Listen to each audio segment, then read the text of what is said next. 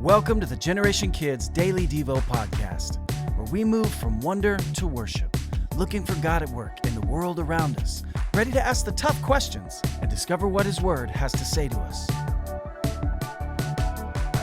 Today's episode is titled Spinning Plates, and it comes from me, Casey Taylor.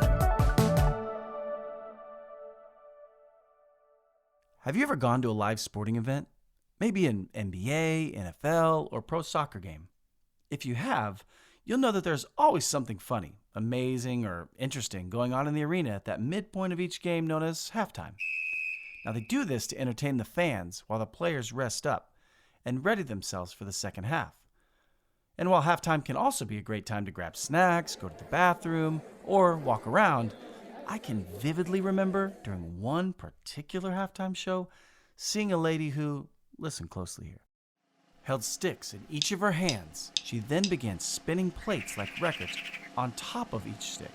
Then, at a furious pace, simultaneously tossed each of those plates super high up in the air from atop each of the sticks. Then proceeded to quickly juggle those sticks in the space beneath the soaring plates for just the perfect amount of time until she needed to grab and then use those sticks again to catch and balance the once airborne plates as they came down again. And she accomplished this while dropping none of either the sticks or the plates. And she did all of that while riding and keeping her balance upon a unicycle.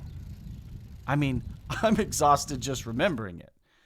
Now, if you were able to follow that picture, you may have one of a few different reactions. Maybe you're thinking, why would someone learn to do all of those things, much less combine them into a traveling show? Or you may be thinking, that sounds like something I should try next time I'm putting the dishes away. Where do I buy a unicycle? For those of you wondering what any of this has to do with God or wonder, consider this. How many things are going on at this very moment to keep you alive? Let's do a quick count of the big ones.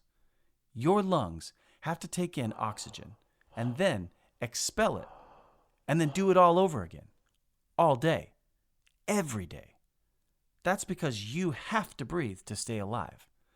Your heart has to beat constantly to pump blood throughout your body so each part can function to, again, keep you alive.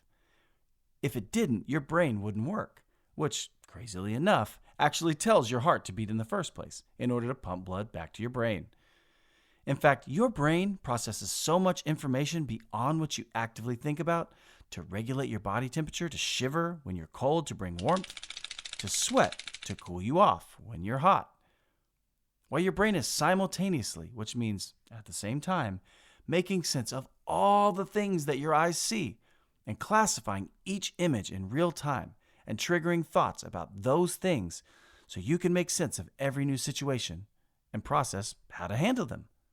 Like, oh man, the clouds are dark. That means it might be about to rain. I should hurry inside.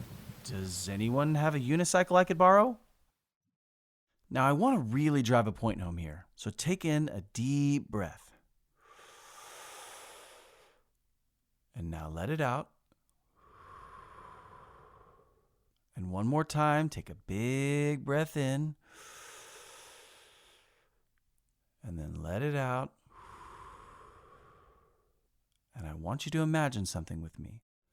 Imagine you had to think about every one of those breaths all day long. Then, imagine you had to think about making your heart beat every second or so, while also remembering to breathe in. Then out. Beat, beat, breathe in.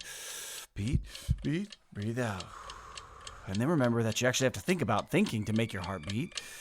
Then breathe, beat, then think about beating and breathing. Beat, breathe. Imagine if all of that was on you to do. You wouldn't do anything else all day long but think about how to keep your bodies alive. Isn't it incredible that your body is made so spectacularly and wonderfully and incredibly by a creative and thoughtful God who causes your bodies to function all on their own?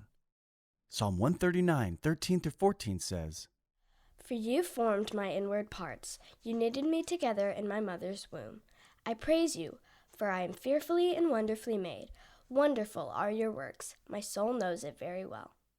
What does it mean to be fearfully and wonderfully made?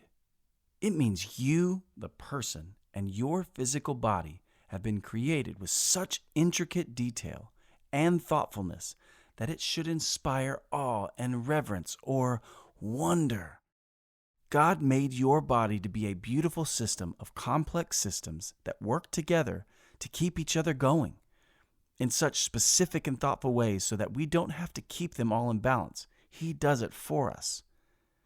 He does so much for us that we could never do on our own, from making our bodies function so we can live more freely to see and enjoy Him, to making a way for us to know Him through Jesus and not through our own effort or work. What a wonderful God. Now it's time for Today's Big Question! Today's big question is, knowing what role God plays in caring for us, what role do we play? Don't forget to find someone who can think about it with you. Make sure to see what God's Word might say about your question. As you learn, make sure to thank God for what He shows you. Thanks for listening to the Generation Kids Daily Devo podcast. If you want to keep in touch with us on all our social media platforms, check out the links in the description.